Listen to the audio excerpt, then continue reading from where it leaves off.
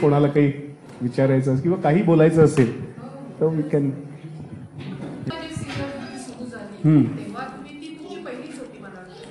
अवंतिका माझी पहिली मराठी सिरियल आणि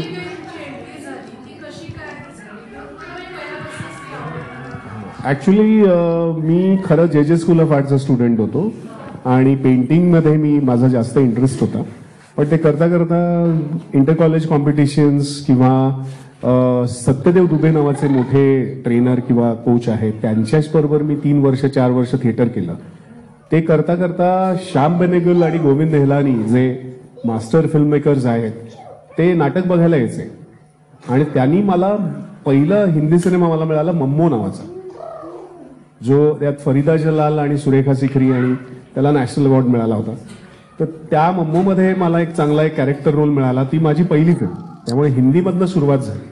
त्याच्यानंतर गोविंद नेहलानींचा 1084 की माँ नावाचा एक सिनेमा आहे, त्यात मी एक चांगला रोल केला.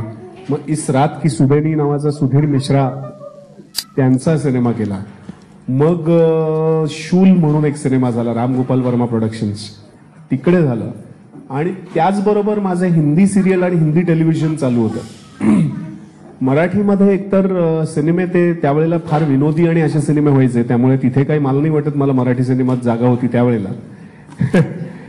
तर मराठी सिनेमा कधी होईल असं वाटलं नव्हतं. पण अवंतिका जी सिरियल, कारण संजय सुरकर डिरेक्टर होते आणि स्मिता तळवळकर प्रोडक्शन होतं, मृणाल होती, चांगलं एक प्रोडक्शन हाऊस होतं, त्यामुळे ती सिरियल मी पहिली मराठी सुरू झाली. ते करता करता संदीप सावंतनी या श्वासचं प्लॅनिंग सुरू केलं होतं. जेव्हा त्यांनी मला सगळं त्याचा हे सांगितलं तेव्हा मला आश्चर्य वाटलं की अरे मराठीमध्ये असा कसा वेगळा सिनेमा कोणी करण्याचा प्रयत्न कसं करतोय. तर मी म्हटलं ठीक आहे, ह्याला पाठिंबा द्यायला म्हणून मी मराठी पहिला तो केला आणि तो सगळ्यांनीच इतका छान मनापासून केल्यामुळे मग तो सिनेमा छान झाला. मग त्याला नॅशनल अवॉर्ड, मग तो ऑस्कर पर्यंत गेला. मग नंतर मी असं ठरवलं की आता नुसता एक सिनेमा होऊन उपयोगाचं नाही, काहीतरी एक वेगळा दुसरा चांगला सिनेमा झाला पाहिजे ज्याच्यामुळे मराठी इंडस्ट्रीला पण एक पुढे एक जोरात सुरुवात झाली पाहिजे. म्हणून मग डोंबिवली फास्ट आम्ही प्लॅन केला की निशिकांत कामत त्यावेळेला टेलिव्हिजन करायचा, माझा मित्र होता. आम्ही दोघांनी मिळून ठरवलं की काहीतरी असा सिनेमा दणक्यात जोरदार झाला पाहिजे की ज्याच्यामुळे मराठी इंडस्ट्रीला एक मोठं इंटरनॅशनल ओपनिंग मिळालं पाहिजे. आणि मग डोंबिवली फास्ट आम्ही प्लॅन केला. त्याच्यामध्ये 2 वर्ष गेली आम्हाला प्रोड्युसर मिळायला, कारण त्या प्रकारचा ती गोष्ट किंवा त्या प्रकारचं जे बजेट होतं ते मराठी सिनेमाला त्यावेळेला मिळत नव्हतं. त्यामुळे आम्हाला 2 वर्ष गेली तो सिनेमा आम्हाला प्रोड्युसर मिळायला आणि मग फायनली मिळाला आणि तो सिनेमा झाला. आणि तिथून मग मराठीची वेगळी सुरुवातच सुरू झाली.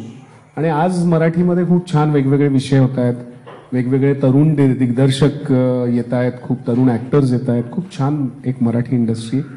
आणि आनंद हा होतोय की माझा मोठा एक त्यात भाग होता मराठी सिनेमा किंवा ह्याला पुढे न्यायला. त्यामुळे जिथे जिथे मराठी ऍक्टिव्हिटी सिनेमाची होत असेल तिथे मला यायला किंवा तिथे शेअर करायला खूप आवडतं.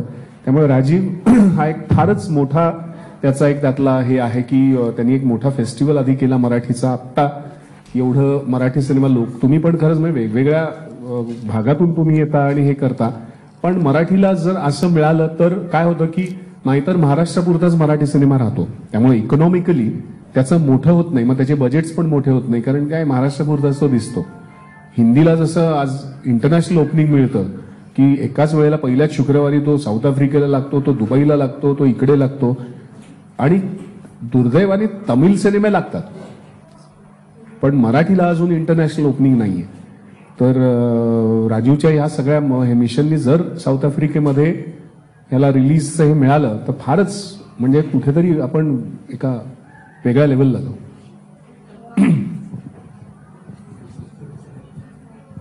आणखी काही स्पेसिफिक प्रश्न वगैरे आहेत?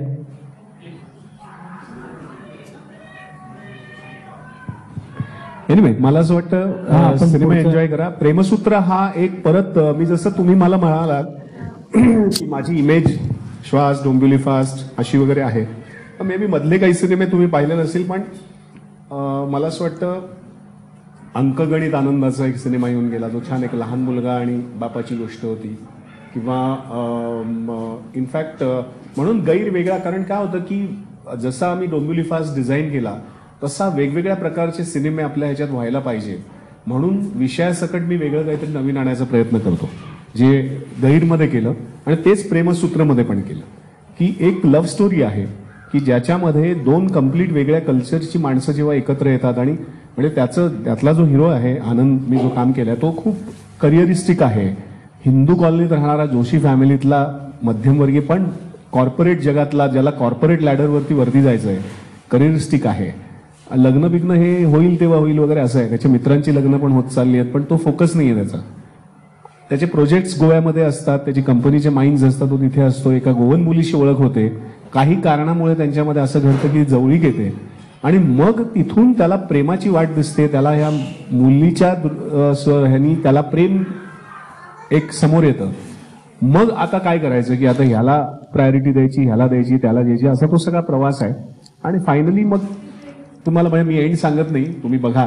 पण ही लव्ह स्टोरी आहे, पण ही आत्ताची लव्ह स्टोरी आहे. म्हणजे नुसतं एक हिंदी सिनेमाची किंवा आपण म्हणतो तशी नाही, खूप कॉन्टेम्पररी, ज्याला मला माहित नाही विकी डोनर कोणी पाहिला असेल तर तशा प्रकारची जी लव्ह स्टोरी आहे की खूप रिअलिस्टिक लव्ह स्टोरी, अशा प्रकारची लव्ह स्टोरी आहेत. पण गाणी आहेत, पण त्या गाणी त्या सिच्युएशनला नेणारी आणि खूप अप्रतिम म्युझिक. ह्याच्यामध्ये सुस्मित लिमये नावाचा एक नवीन म्युझिक डिरेक्टर आहे, ज्यांनी AR रहमान ज्या इन्स्टिट्यूटमध्ये शिकला तिथेच हा शिकला म्युझिक.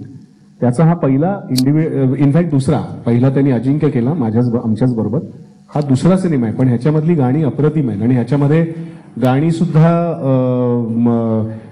आपला रमण महादेवन, ज्यांनी वेकअप सेट किंवा रॉक ऑन किंवा बऱ्याच हिंदी सिनेमातलं गाणी म्हटली, त्यांनी पहिल्यांदा किंवा फार कमी तो मराठी म्हणतो, पण ह्यांनी मराठी गाणी गायलेली आहेत.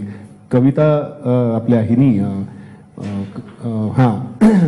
तर छान उत्तम गाणी आणि छान एक हलका फुलका पण तुम्हा आयुष्यातले वेगवेगळे पैलू दाखवणारा सिनेमा आहे. तर एन्जॉय करा. तर कदाचित संपेपर्यंत मी नसेन, कारण मला केपटाऊनला जायचंय. पण आपण परत भेटू, वारंवार भेटू आणि राजीवच्या सहकार्याने, तुमच्या सहकार्याने आपण परत भेटू आणि मराठी सिनेमा एन्जॉय करू परत. थँक्यू. प्रश्न आहे का? Thank you very much. Thank you.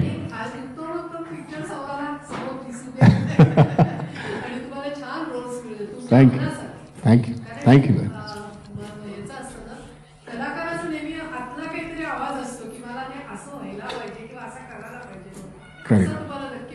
Thank you. तुमचा आशीर्वाद नक्कीच मला. तुला काय बोलायचंय? As you are giving your hits in Marathi movies, तुम्हाला हिंदी फिल्म इंडस्ट्री कसं ट्रीट करताय? Like you have some projects in your Hindi film industry? Yes. मध्ये I had did a film called traffic signal, Madhur Bhandarkar. That was a very generally मी असं बघतोय की चांगला role मिळेल तरच मी हिंदीमध्ये करतो, नाही तर मी नाही करत. दुसरी गोष्ट, now they know me that I am a good actor. तर त्यामुळे जर ती ट्रीटमेंट असेल तरच मी त्या ह्याच्यामध्ये असतो. जसं आता D-Day if you see, it's a brilliant film. It's all character oriented film. जरी स्टार्स असले हे असले तरी everybody is a character in the film. त्यामुळे I have a very good character in the film and a very important role. तर त्यामुळे अशा फिल्म्सचं आम्ही इनफॅक्ट आता आम्ही मुंबईमध्ये प्लॅनिंग चाललंय की हिंदीमध्ये डोंबिवली रिटर्न नावाचा सिनेमा करायचा. बट नॉट डोंबिवली फास्टचा काही त्याचा संबंध नाही. It's not a sequel also. It's a completely a different हे, बट इन हिंदी. आणि तशा प्रकारचे आपल्या, आणि बेसिकली त्याच्यामध्ये सगळे मराठी लोक असतील, टेक्निशियन्स पासून सगळे मराठी असतील. So it's a very Marathi cultured film but in Hindi, असा तो आम्ही प्रयत्न करतो. आणि maybe we are trying, म्हणजे राजीव आणि जर इफ एव्हरीथिंग कम्स, की we are collaborating with our हे आणि साऊथ आफ्रिकन इथल्या ह्याच्यामध्ये, आणि we are trying to see how we can see subjects आणि इकॉनॉमिक्स जर बसलं तर विल सी की कोलॅबोरेशनमध्ये काही फिल्म्स होऊ शकतात का. So may be it can be English आणि इट कॅन बी बायलिंग्युअल और what ever. So let's see how it happens. Thank you. Thanks a lot.